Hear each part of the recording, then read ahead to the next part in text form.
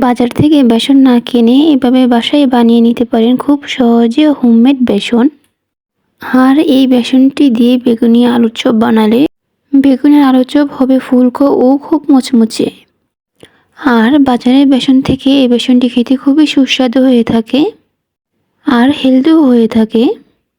Hello everyone, বাসায় খুব সহজেই বেসনটি তৈরি করে নিতে পারেন। ফার্স্ট টাইমে আধা কেজি সাদা ছোলা ভুট্টা নিয়ে নিয়েছি আর এই ছোলাটা বেগুনিকে মচমচে করে থাকবে। এখন আধা কেজি মসুর ডাল নিয়ে নিলাম, তারপর আমি আধা কেজি খেসারি ডাল নিয়ে নিলাম। সব কিছু সম পরিমাণে নিতে হবে। অ্যাঙ্কার ডালও আমি সেম পরিমাণে নিয়ে নিয়েছি। তারপর এখানে আমি আধা কেজি পোলার চাল নিয়ে নেব। এই পোলার চালটি দেওয়ার ফলে বেসন থেকে খুবই সুন্দর একটি স্মেল আসবে, যা কখনই বাজারে বেসনে পাবেন না।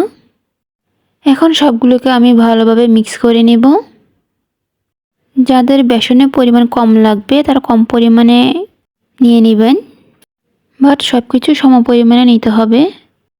এখানে কোনো কিছু কম বেশি হলেই বেগুনি বা আলুর চপ ফুলকো হবে না আর মচমচে হবে না, তাই সব কিছু সম পরিমাণে নিতে হবে। এখানে সব কিছু ভালোভাবে চেলে নিতে হবে যাতে করে ভিতরে যত ময়লা আছে পড়ে যায়। যারা কম পরিমাণে বেসনটি বানাবেন তারা ব্লেন্ডারে ব্লেন্ড করে নিতে পারেন।